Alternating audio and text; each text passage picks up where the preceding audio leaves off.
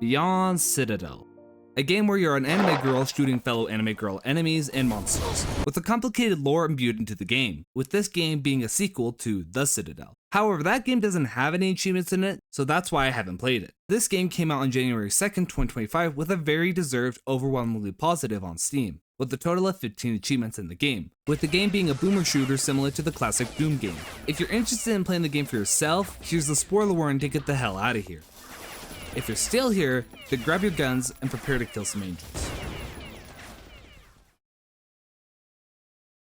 The game starts with me having to read, with the game stating that 10 billion people used to live here, which are almost entirely snuffed out by the demons who were led by the 7 trumpeters. The land and sea were also becoming decayed, with the sun also no longer existing. All hope was not lost though, since angels had appeared from the depths of the severed land, building a mechanical fortress named the Citadel.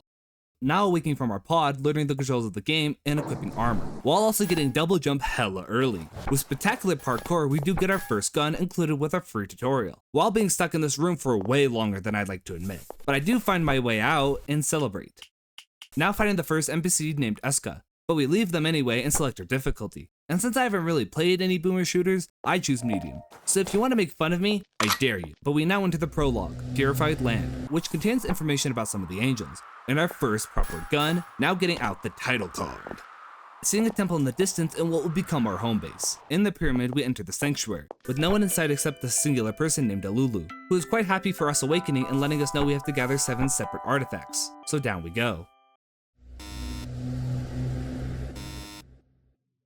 In the landing, we grab our primary melee weapon, while learning what these 3 supplies can do. Blood bags, which restore our health, O2 canisters to replenish our stamina for running, and food to restore the max capacity for health and oxygen. Since every time we use the blood bag and O2 can, our food goes down, affecting the max limit for both. While here, I have to deal with these gray slug slime enemies. I try to use my melee weapon to preserve ammo, which just caused me to take more damage than necessary. I do clear out the rooms and find a key card to leave, finding these spider enemies and grabbing the next key and being on death's door.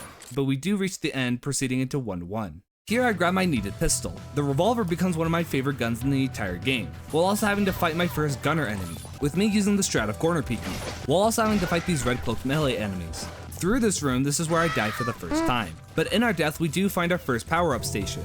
The stations are usually in every level, only containing 1. If we do find a new one we haven't used, we're allowed to power up one of the 7 sins. Each of the sins gives us some kind of buff, and for the first one I select, it's Pride. Pride determines our max vitality and stamina. We also find these cryo chambers, which act as our checkpoint and extra life for the level, while ending the level and start 1-2, which isn't too crazy except finding an arms dealer named Sister Chloe, and finding our second power up, which I give to Wrath, which controls our recoil. I do get startled from a soldier who I thought was definitely gonna kill me, who I guess decided to fight one last time before falling. But that ends 1-2 and now into 1-3. Here I find my beloved shotgun, clearing everything.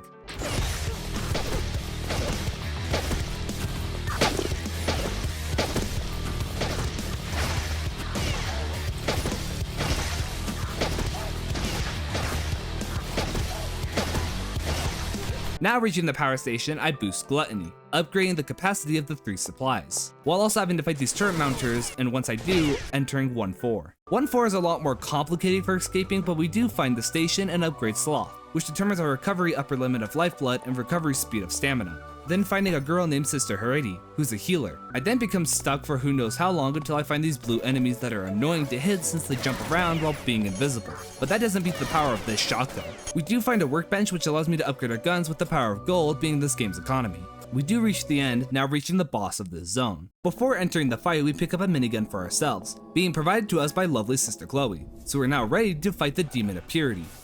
And it kills me real quick. Third attempt, we use the power of the minigun and shred it apart, defeating it.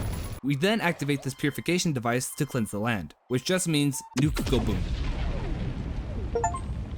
Making it back to the base, we meet an NPC named Sister Alta, who's a medium. She tells us that she's activated 4 synthetic angels that will help us as we continue our quest. Having killed off the first trumpeter, we have 6 more. And if all are destroyed, we'll win this war. We also have the first artifact as well. While here I switch out my armor to the Cloth of Faith, which reduces 25% damage. We then enter the bonus level room. In here, each of the doors contain bonus levels, and unlock for each act that we complete. They also give us a bonus power similar to the double jump, but not power to the sins. While each bonus holds an achievement for finding hidden NPCs and or Easter eggs. I won't really talk about them, but on the first bonus level we do find an unfortunate and questionable situation.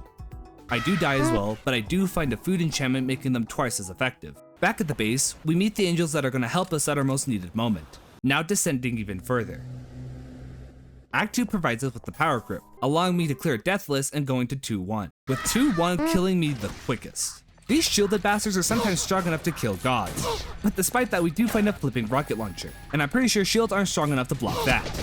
But that's not why I exactly need the rocket launcher, instead needing them for these tanks. I then upgrade Pride again, beating 2-1. 2-2 provides us with a full ass tank, using it to clear this entire grid full of tanks and other rocket attackers. With enough destruction we power up one more time, this time into Lust, which provides us extra lives and decreases the loss of armor, which I suppose is a good time to mention the armor mechanic. Through the game we can find these silver plates giving some armor which will reduce the damage we take but diminish the quality. Rolling through the battlefield, death does catch up to me, but we're gifted a new weapon of a machine rifle, which does hold a very strong property, but we get through 2-2 too fast. 2-3 gives us these pretty tanky priest-like enemies that shoot electrical orbs, but they don't kill us. We also learn the special property of the machine rifle, letting us use a laser beam and shred the enemies apart. And it's pretty strong actually. We also find the better revolver, which is pretty pog. I increase my pride once more, then completing the level. 2-4 gives us a sniper right off the start, with 2-4 being a lot more of a platformer while having to deal with the enemies slowing us down. But that doesn't stop me and I upgrade Pride for the last time, now reaching the boss of this zone. Before the fight, we talk to the Angel of Irie, telling us to take this and make it worthwhile, sacrificing themselves and turning into a weapon, which are just these power gloves that shoot rockets and bullets. Now prepare for the Demon of Temptation, which isn't too tough when we win Deathless, now cleansing the second zone. So we grab the second artifact, return to the base and do 2- bonus, finding this little plushie on the highest point. And the new buff allowing the double of gold that we find. With that done, we enter Act 3.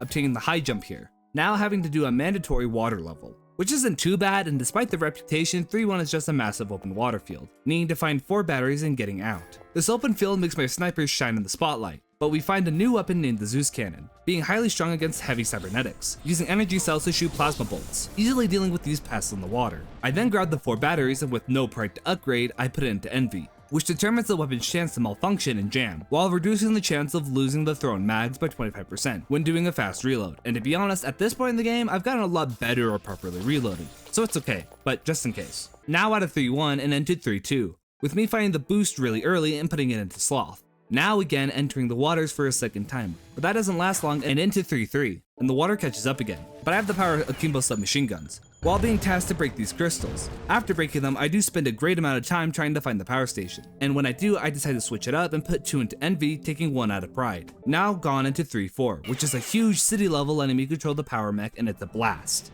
with me fully upgrading my Pride once more, then beating the last level and ready for the boss, with the Angel of Joy being my weapon, the Angelic Rifle 2, and an Air Dash level 1, now prepared to fight the Demon of Justice, which is another demon destroyed Deathless and purifying the land. With another fragment obtained. At the home base, I switch my armor to the Cloth of Devotion, reducing the damage taken by 33%, then clearing out 3- bonus, getting my double barrel shotgun and the power to double my carrying capacity for ammo, with me lastly finding the hidden achievement and peace out. Now starting Act 4, which at the start is too crazy besides finding the psychic enemies shooting mind waves at us, but we start 4-1, having to deal with these big fat bubble demons, using the power of rockets to kill them, while also getting a newer rocket launcher as well. I also use a good amount of time running around until we power up Envy, while also finding a badass heavy minigun, with battle armor to go with it. Now jumping into 4-2, which is quite quick until I find the Juggernaut, and trust me and the boys hate this enemy. But before I actually have to properly fight him, I use some explosives to get rid of him. I then try to reach the power across the great distance, which I do try for a solid amount of time until I decide to cut the ties and move on. 4-3 is a sniper-filled land, so we have to play carefully. We do progress and it does go south at some points, even to the point where Death Free is right in front of me, but I do ward it off. Then finding the power, putting it into Sloth, and leaving the land. 4-4 starts us on a train, and I personally like this level a lot. I also upgrade a lot of my guns here, while finding a Lulu on the train, which is concerning? As we progress, Death does finally claim me again, but we power up into Rightful Wrath while escaping and reaching the boss, finding Lulu here as well and turning it into a weapon, which at this point I've just come to accept now. But we get the Angelic Rifle Part 3 and fight the Demon of Humility, which does break the deathless streak I had going, but winning it on my second attempt and cleanse. Another fragment is obtained, then completing 4- bonus, while finding someone stuck in a box, and getting a power I never used once. With that, we get to Act 5. Fighting through to get the upgraded air dash and into 5-1, which is a breeze including 2, except 3 becomes the one level I get stuck on for an ungodly amount of time, while killing me. 5-4 is a bit the same in the way of Lost, but much less. We at least invest 1 into Wrath, Lust, and 2 into Gluttony. Making it to the boss, we use the last angel, the Angel of Sorrow, for our weapon to fight. Now fighting the Demon of Diligence, beating it again on the first try, and we cleanse. With me also grabbing the next fragment, but when we make it back to base, the base is completely destroyed, while needing us to fight this demon, heavily using the heavy MG to murder it. We then get the last upgraded armor, giving us 50% damage reduction. Then starting 5- bonus, completing a deathless while finding this creepy little doll.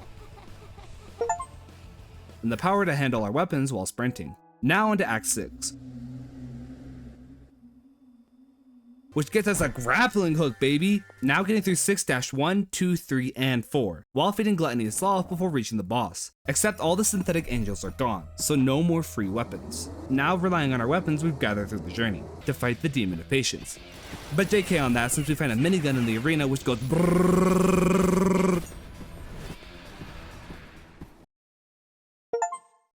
Now picking up the fragment, we jump into 6- bonus, which is honestly a very interesting place, but we find a fallen angel